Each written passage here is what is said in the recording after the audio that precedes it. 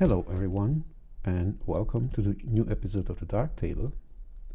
In this episode I would like to address one quite common issue which has led to a lot of discussions about how to deal with that, and that is this hue shift in the highlights by high intensity light. And this issue has already quite nicely been addressed by Studio Petricas, and I will highly suggest to watch those episodes from him. I will put the link in the description, but I would like to show you how I'm dealing with this kind of problem. So let's get started. When we look at this photo, we can see that we have one light source from the right, quite intense sunlight, which is yellow, and on the other side we have a shadow part of the face which is orangey. The question is, how is that possible? If we have only one light source and not something else in the background, which is, for example, orangey, which can reflect that light on the shadow part of the face, which I assume, how is that possible that we have those hue differences between shadows and highlights? So to be able to demonstrate it, I will now open one PNG file with orange color in Darktable.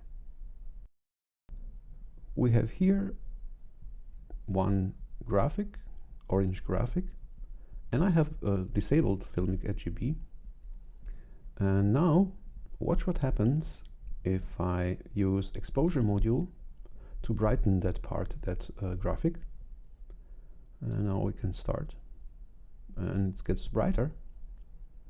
But at some point, as you can see, that graphics start to change the hue.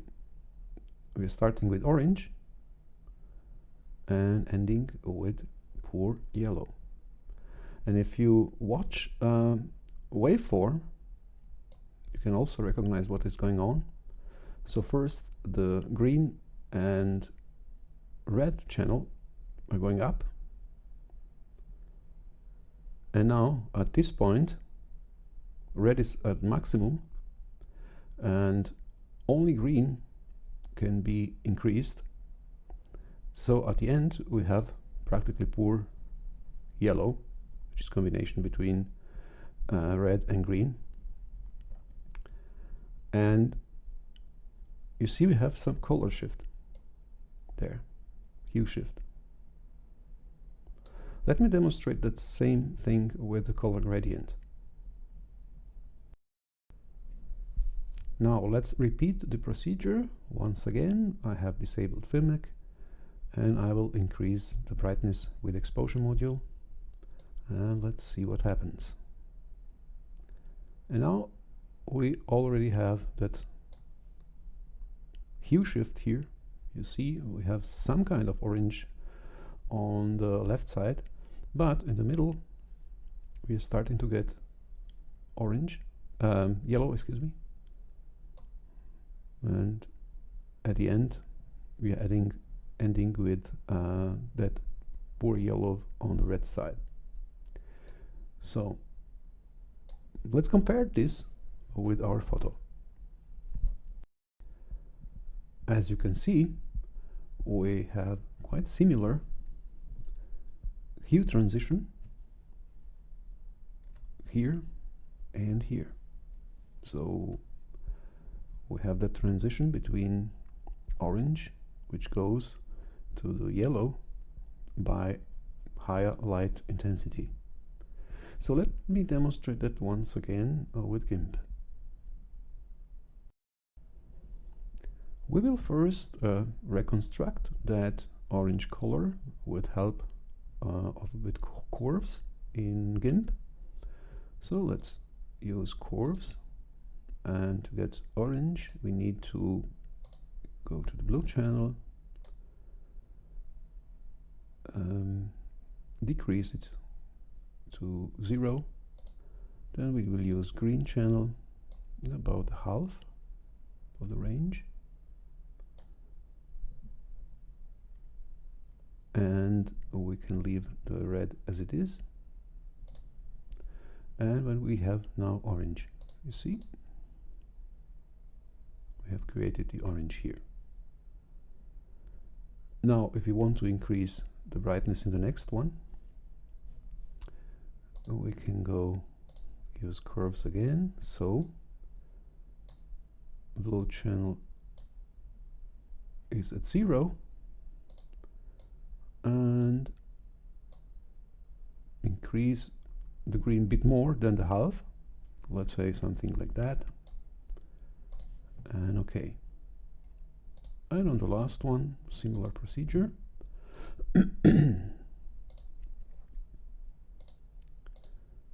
Blue at 0 and green a little bit down.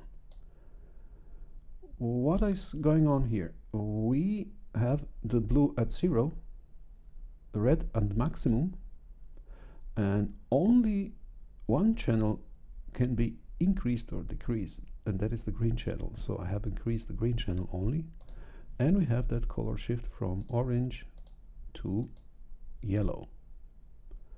So if I disable these two layers and enable only the first one, you can see that color shift if we use exposure.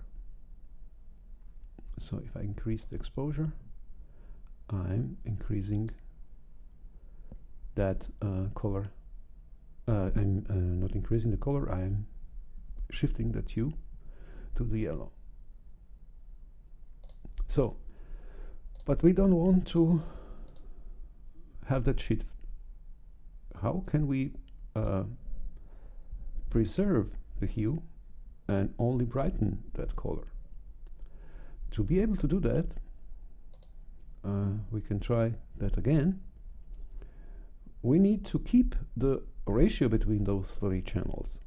So let me demonstrate that on this one. So we go again and use curves. Let's create that first one, blue at 0, green at the middle, and red at maximum. And now what we need to do is to preserve that ratio between those channels. In this particular case, the distance between green and red should be the same as distance between blue and green. These two values should be equal.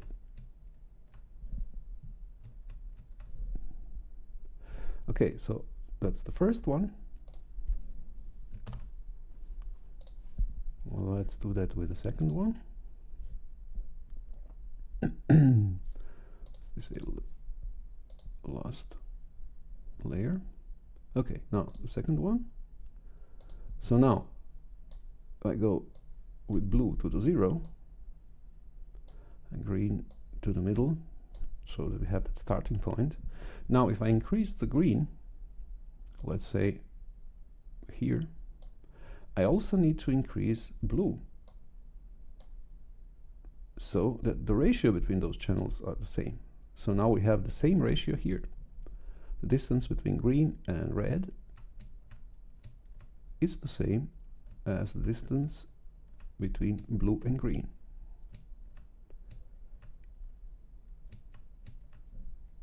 And now we have orange, still orange, which is a bit brighter, and we have lost the saturation there. And now the last one, I need to enable that layer first, curves. So let's say, I don't know, let's go with blue here and green there, or something like that. Let me see. I'll go in the middle. Yeah.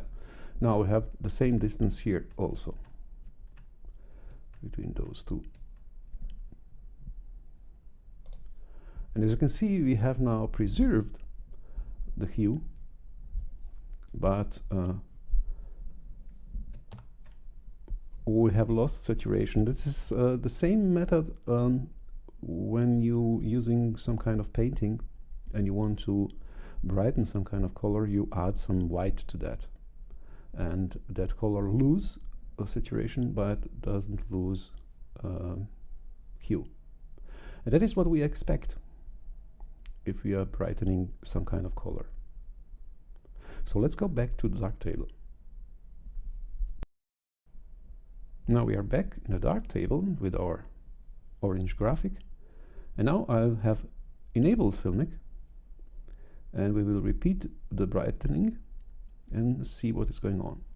Watch the waveform here and how the colors are changing there. So we are going higher. As you can see, the ratio between those channels stays the same until this point when the red goes to the end, to the maximum, and you can see when I'm going up that the difference between green and blue get tighter, so that the ratio between those three channels stays the same.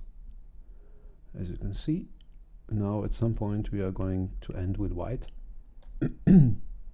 But you see how the Filmic have nice preservation of the hue by brightening the photo, which is that what we should expect when we are brightening some color. As you can see, we can repeat that also with a gradient. Now we have the gradient here and Filmic enabled, and let's add some exposure, and you can see we don't have any color shifts in that gradient. The color stays the same until we are ending with white, pure white. So this is what we should expect. So how our photo looks like when we start editing in Darktable. So let's go in the darkroom with the right one, and as you can see we have some quite different colors, and I will like just Filmic a little bit. For example, compress a little bit the highlights so that we don't have that overexposure here. Maybe even a bit more. Let me see. Something like that, so that we don't clipping. And let's go back and see the difference. Now, in the right one, we have now correct hue transition, but it doesn't look so good. Something is off there. Interestingly, although this is correct, our perception had also that color shift which we have seen here, but not that intense, and that is called Bezold-Brücke shift. And it says the Bezold-Brücke shift or luminance on hue effect is a change in hue perception as light intensity changes. As intensity increases, spectral colors shift more towards blue if below 500 nanometers, or yellow if above 500 nanometers. At low intensities, the red-green axis dominates. And that is interesting for us. That means that reds become more yellow with increasing brightness. So how can we deal with that? And as you can see, the right copy of the photo has now correct hue in all parts, but it doesn't look nice because our vision expects a tiny bit of color shift there towards the red, towards the yellow and the bright part of the face, because of the quite intense lighting from the sun. So how can we improve the colors of the photo and take account that expectation of our perception? What we actually need to do is to color grade our photo to adapt it to our vision. To be able to do that, we need first to white balance our photo. So we can use color calibration for that and color picker. So I assume this part here could be good, because I think that is the white color here. So we can use color picker there and see what we get. Something like that. And now we have more or less correct colors. As you can see, we can recognize the colors on the face and the hair. But we have actually yellowish or orangey sunlight. Now it looks like we have some kind of white lamp, and now we need to adapt that to the sunlight. To be able to do that, we can use color balance RGB. Okay, so let's start first with some saturation in shadows and midtones here, so that we have nice saturation there. In highlights we don't need too much. Let's compare that with our embedded JPEG. And now, so of course, you can see we have now practically a white light source. And to colorize that, we can use 4-ways tab and change the hue in shadows, in highlights, and in midtones. So we can add now chroma in the shadows, chroma in the highlights, in midtones, excuse me, and of course, that is important, chroma in the highlights a bit more here. And also we can shift a little bit that hue in the highlights toward yellow, just a tiny bit, not too much.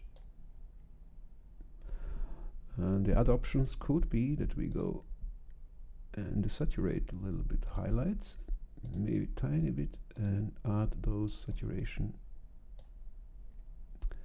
with highlights gain in the 4-ways tab. Maybe not too much, something like that. And now we have nice hue transitions. Let's see in comparison to the internal JPEG. And now we have nice colors there. We can improve our photo even more. So let's say I would like to brighten a little bit the shadows, so I can use tone equalizer for that. Have some preset, something like that. Correct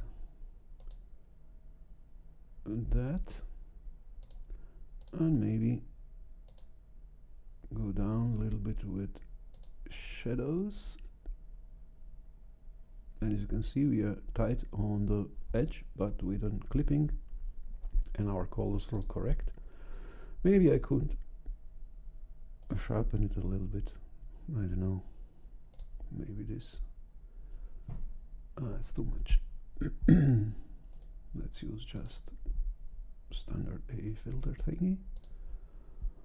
And now we have nice colors. As you can see, we have just a tiny bit of hue shift, but not too much like in that JPEG version. As you can see, the shadow part is quite similar to the part in the bright area of the face. So that is the way I like to correct those hue shifts, or to adapt that hue to my expectation of the hue in the highlights.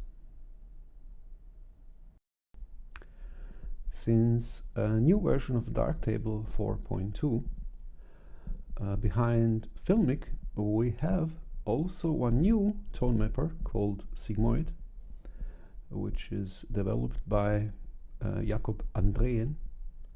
And let's try that new tone mapper with this photo. So we will disable Filmic and enable Sigmoid. As you can see, we have already quite nice contrasts there. The main point of the Sigmoid is that it's quite simple for adjustments. We have not too many sliders here: contrast, skew, color processing, and those two last sliders we don't need for this kind of adjustments. And as you can see, we have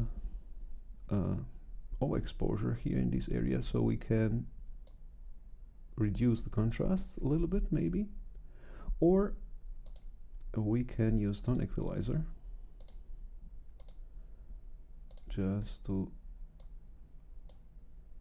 adjust the highlights so that we don't clipping. As you can see, now we have nice highlights here, and as you can see, we have quite nice contrast already from the start. And Sigmoid had also a nice option by color processing, by preservation of hue.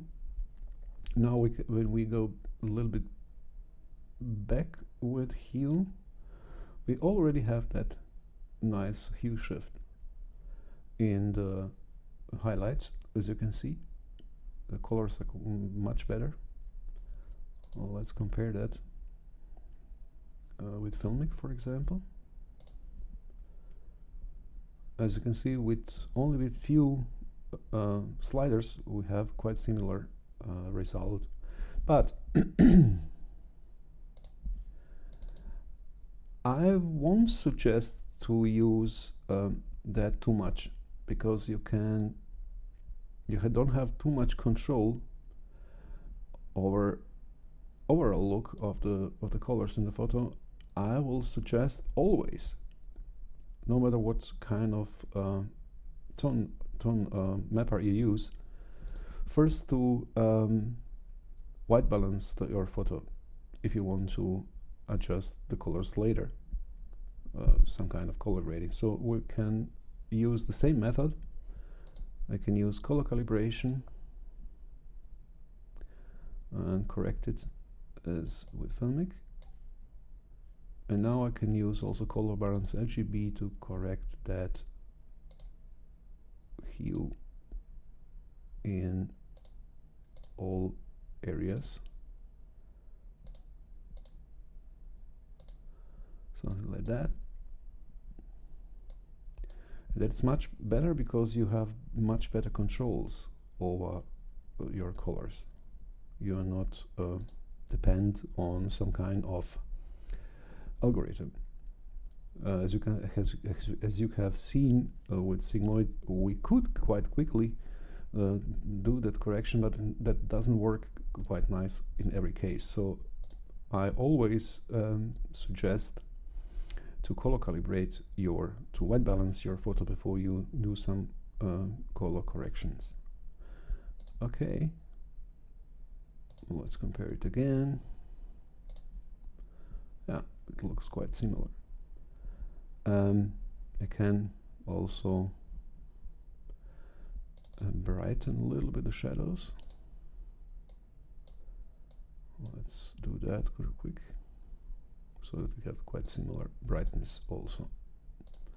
And I think we could now add even more contrasts. Yeah, nice. That is a quite nice option by Sigmoid, which I like a lot. But that's enough for this episode. I will make another episode with this new tone mapper. So we will deal with that in the next episode. Okay, that's enough for today. Thank you for watching, and bye bye.